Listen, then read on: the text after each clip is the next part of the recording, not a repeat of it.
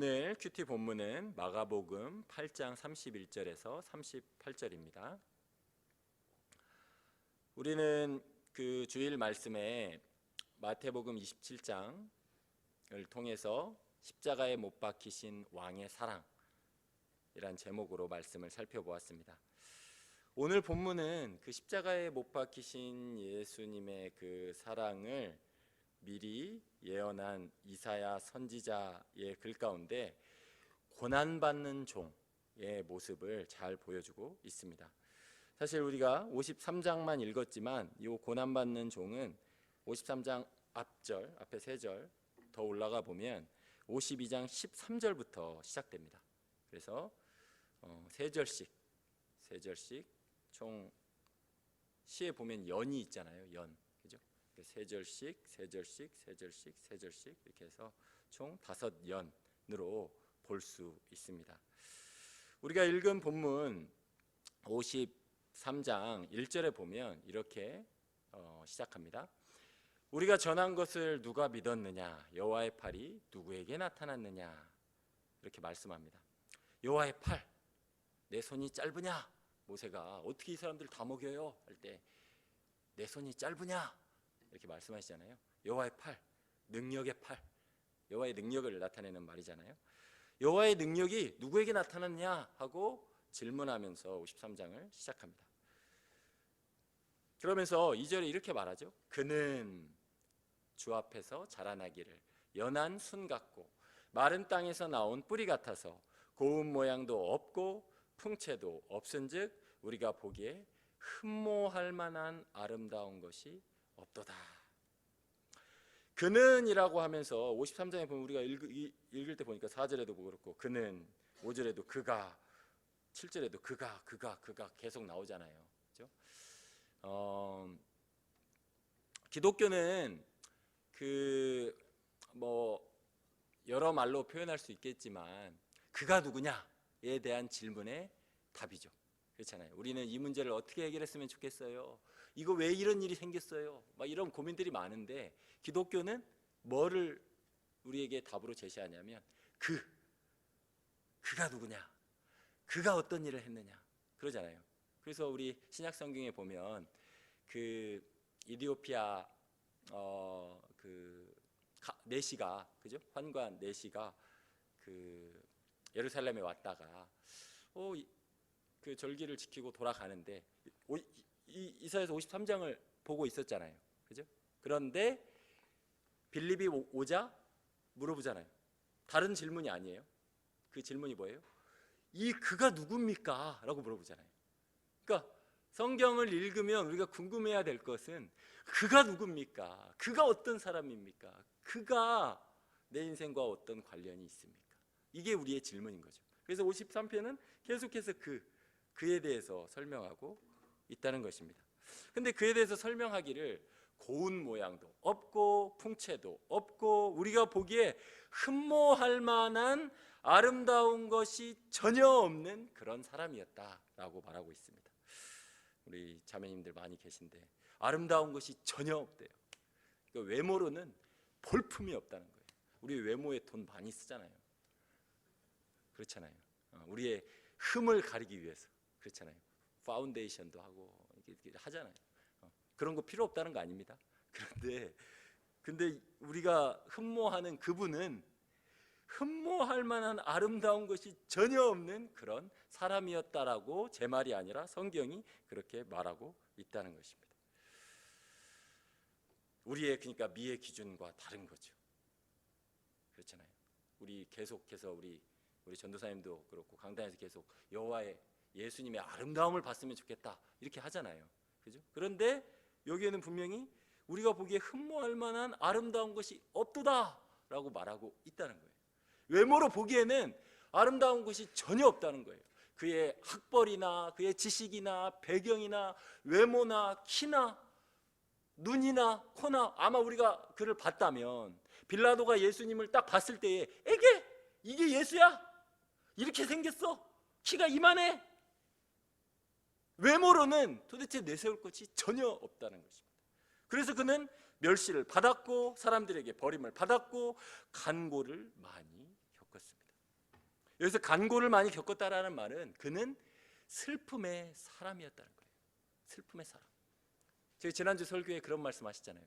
여러분 슬프십니까?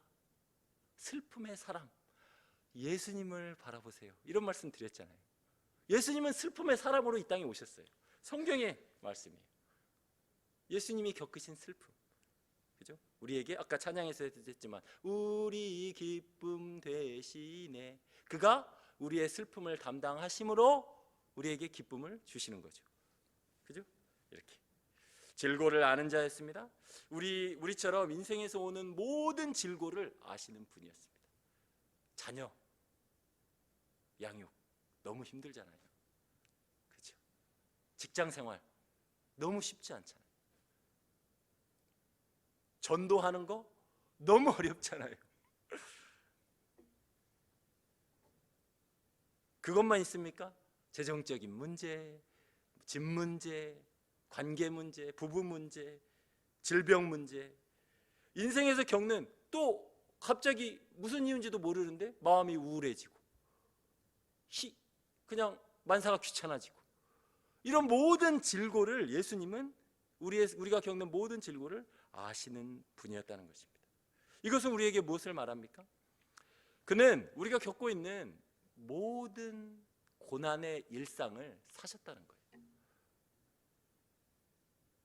우리는 삶에서 뭔가 특별한 것을 원합니다. 그렇지 않습니까? 뭔가 특별한 체험을 원하고 특별한 인도하심을 원하고 특별한 음성을 듣기를 원하고 특별한 삶을 꿈꿉니다. 나는 왜 이렇게 삶이 평범해? 맨날 애만 보고 뒤치다거리하고 맨날 애들 삼시세끼 밥 차려야 되고 남편 뒤치다거리 해야 되고 나 아내 이거 챙겨줘야 되고 맨날 하는 일 해야 되고. 여러분 그런 것 때문에 고민 있지 않으십니까? 그런데 보십시오. 우리의 고난받는 종 십자가에 못 박히시는 왕의 모습은 고운 모양도 없고 풍채도 없고 우리가 보기에 세상적으로 보기에 아름다운 것이 전혀 없는 삶을 사셨다는 거예요. 그러니 주님을 생각함으로 우리의 평범한 일상을 감사하시기 바랍니다. 흠모할 것이 전혀 없는 그러한 모습으로 예수님은 이 땅을 사셨다는 거예요. 예수님의 배경을 보십시오. 예수님이 자라난 곳을 보십시오. 나사렛, 전혀 이름 없는 도시예요. 아마 나주보다도 더 작을 거예요.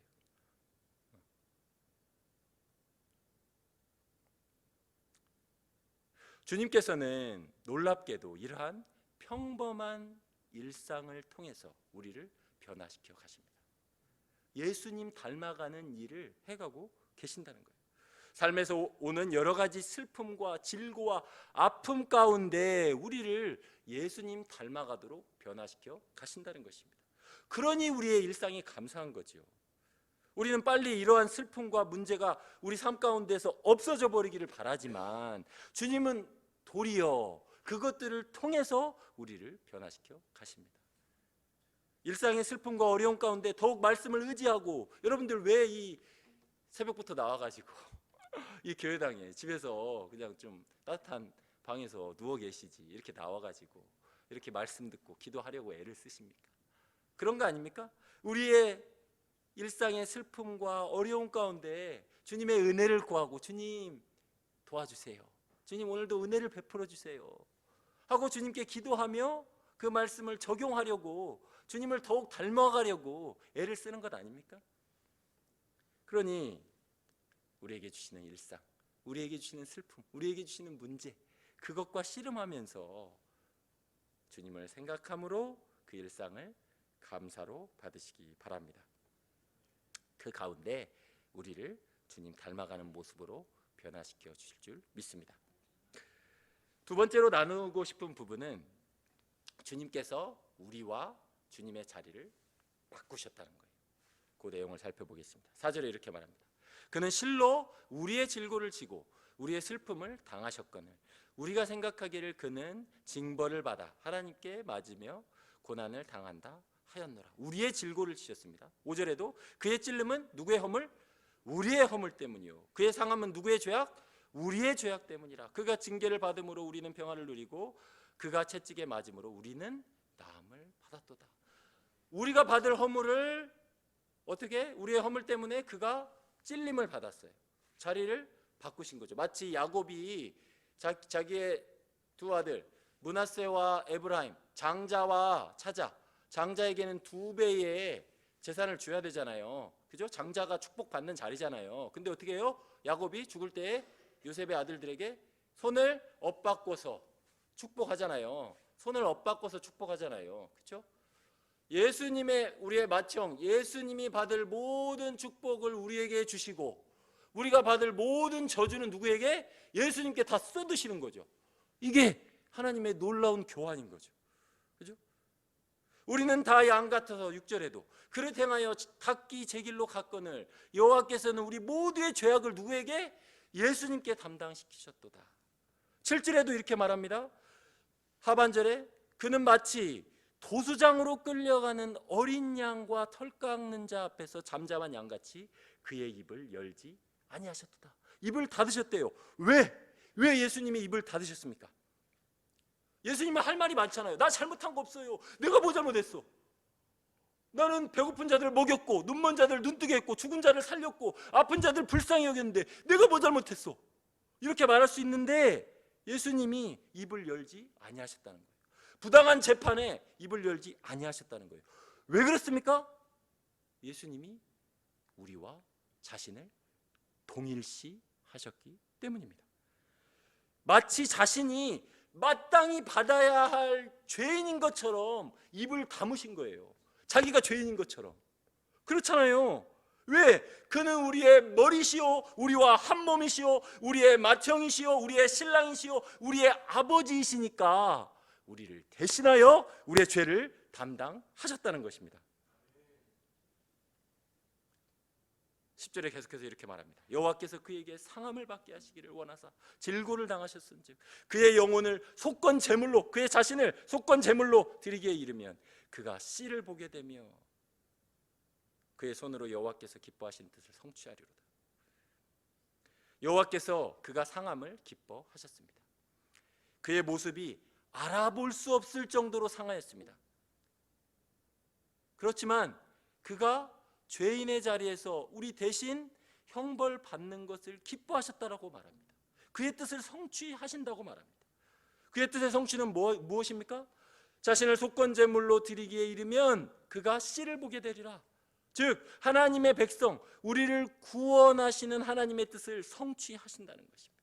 자신을 드리심으로 자신을 제물로 드리심으로 우리를 구원하시는 그 하나님의 사랑을 이루신다는 말씀입니다.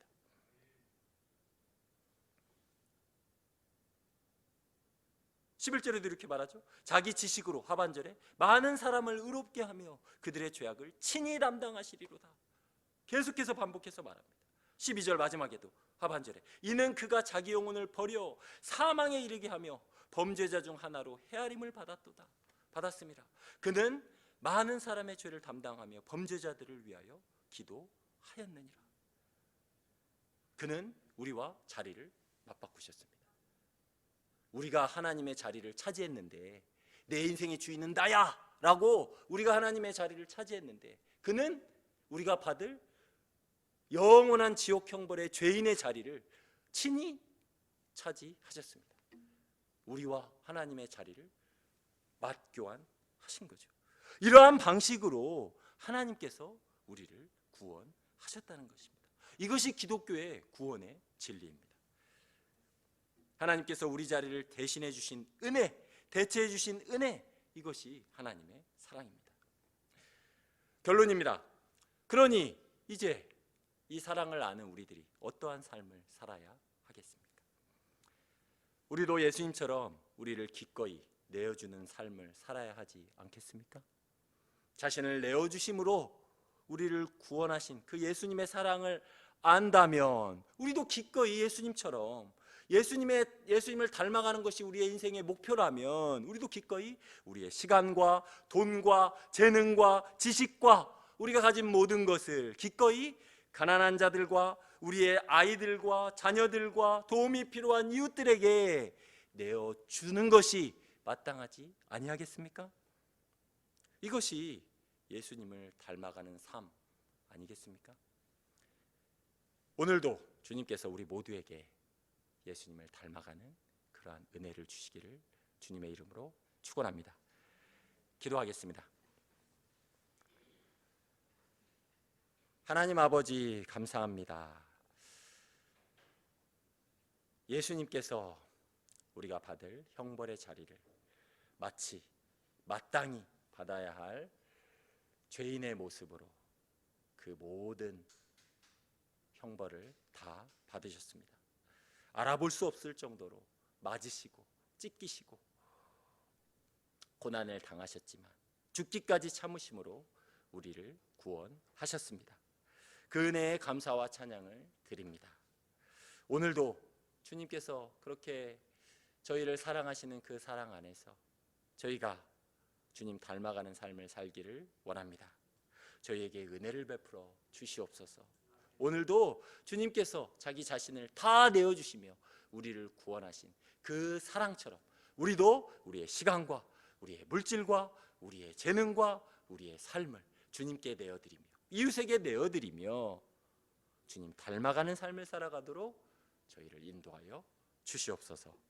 예수님의 이름으로 기도드립니다. 아멘.